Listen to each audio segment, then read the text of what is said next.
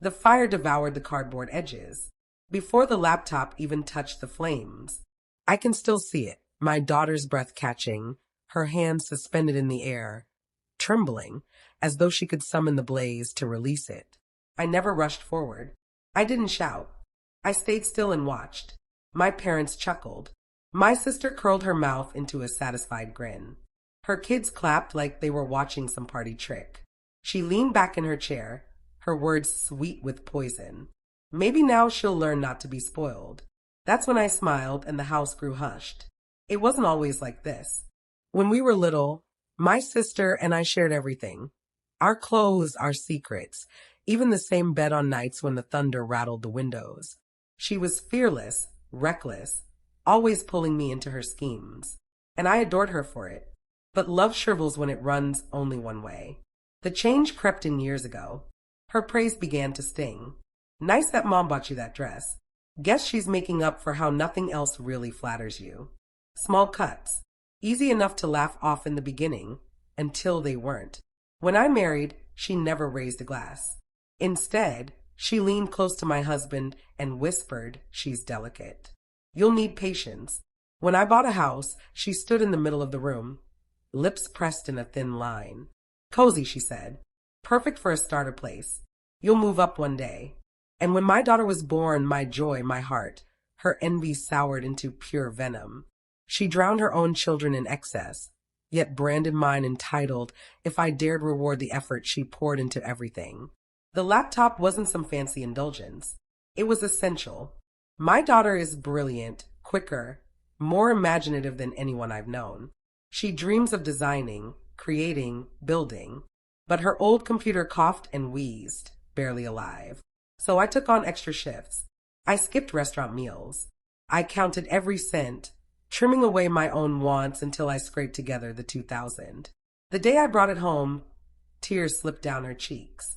She hugged me so hard I thought my ribs might snap. She whispered, "I'll make you proud." And she did until tonight. Until my sister's kids yanked it away, laughing like it was just sport, hurling it into the fire pit while the grown-ups looked on. I didn't shout. I didn't give them the spectacle they craved. Instead, I let silence stretch. Silence weighs more than rage. My father squirmed in his chair. My mother's laughter thinned and disappeared. My sister's grin lost its edge. I leaned forward, my voice steady. "Do you know what I gave up while you burned money on cigarettes and empty trips? Do you know what I sacrificed while you dug yourself deeper just to flash a new phone?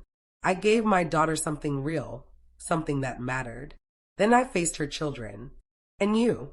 Did you enjoy it? Smashing something you'd never have the grit to earn?" Their smiles vanished. My sister stiffened, glaring. "Oh, please. It's only a computer. She'll survive." I smiled again, the very same way I had when I first watched it go up in flames. "You're right. She will survive. But you?" Retribution didn't strike me that evening in a fit of rage. It arrived the next morning, cold, calculated, exact. The first call was to the bank. Years ago, my parents made me co-signer on the small loan they had taken on when medical bills swallowed their savings. They assumed I'd forgotten about it. I hadn't. One withdrawal later, and their safety net was gone. Then came my sister.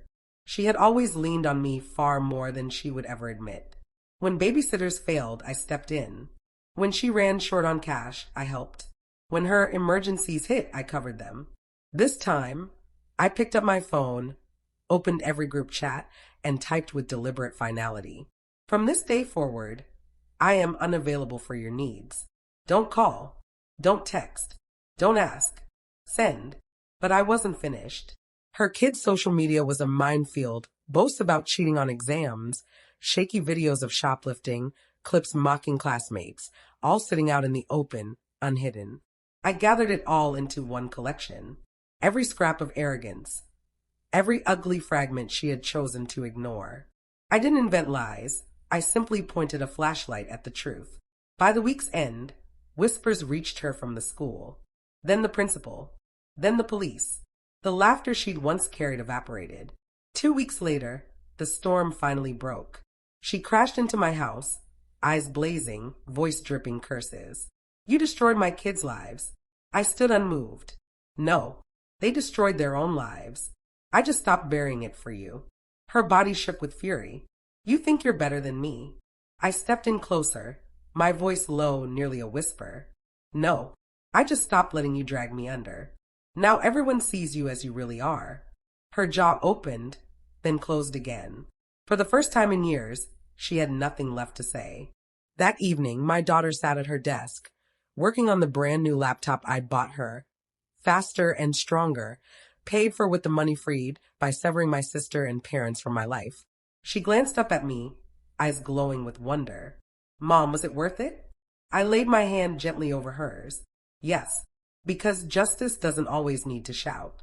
Sometimes it only needs to smile. And that smile, the same one I wore while her gift was consumed by flames, was the smile that ended everything.